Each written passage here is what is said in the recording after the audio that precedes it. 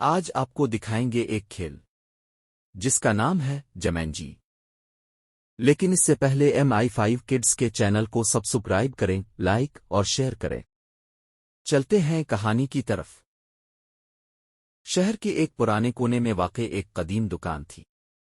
وہاں پرانے کھلونے، کتابیں اور کھیل بکھرے پڑے تھے۔ دکان کی تیز خوشبو میں وقت جیسے تھم سا گیا تھا۔ اسی دکان میں علی اور اس کی بہن زارا ایک دوپہر خزاں کی چھٹیوں کے دوران گھوم رہے تھے۔ زارا کی نظریں اچانک ایک پرانے مٹی سے اٹے ہوئے کھیل پر پڑیں۔ کھیل کا ڈبہ لکڑی کا تھا جس پر سونے کے الفاظ میں جمینجی لکھا تھا۔ زارا نے ڈبے کو اٹھایا اور علی کو دکھاتے ہوئے بولی، یہ کیا ہے؟ کبھی دیکھا نہیں۔ علی نے کندھے اچکائے۔ پتہ نہیں، شاید کوئی پرانا بورڈ گیم ہے۔ لے چلی، گھر پر کھیلیں گے۔ گھر پہنچ کر دونوں نے ڈبہ کھولا۔ اندر ایک دلچسپ بورڈ، 2 نرد اور چند عجیب و غریب مہرے رکھے تھے۔ جیسے ہی انہوں نے بورڈ کھولا، ایک ہلکی سی سرگوشی سی گونجی۔ علی نے حیرت سے زارا کی طرف دیکھا۔ ہم کھیلیں؟ زارا نے پوچھا۔ کیوں نہیں؟ علی نے جوش سے نرد پھینکی۔ نرد کی گنتی 4 آئی۔ علی نے مہرہ 4 خانے آگے بڑھایا۔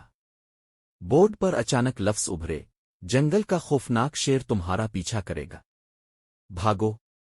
اتنے میں کمرے میں دھاڑ کی آواز گونجی اور ایک بڑا غضبناک شیر کمرے کے دروازے سے نکل آیا۔ زارا کی چیخ نکل گئی، یہ کہاں سے آیا؟ یہ کھیل جادوئی ہے، علی نے کانپتے ہوئے کہا۔ شیر نے پنجے مارنے کے لیے جھپٹا، مگر دونوں بہن بھائی پھرتی سے بچ گئے۔ زارا نے جلدی سے نرد اٹھائی اور پھینکی۔ گنتی 6 آئی۔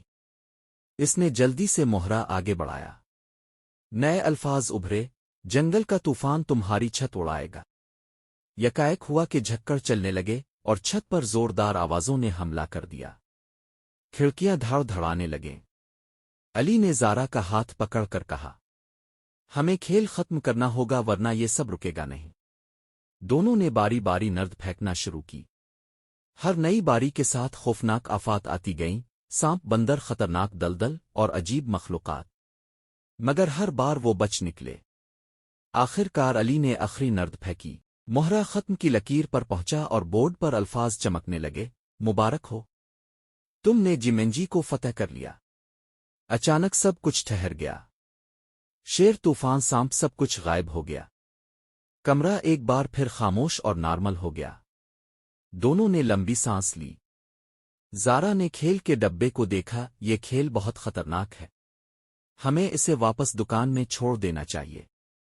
علی نے اس بات میں سر ہلایا۔ ہاں، کہیں یہ کسی اور کو نہ مل جائے۔ اگلے دن وہ کھیل کو اسی پرانی دکان میں واپس رکھائے۔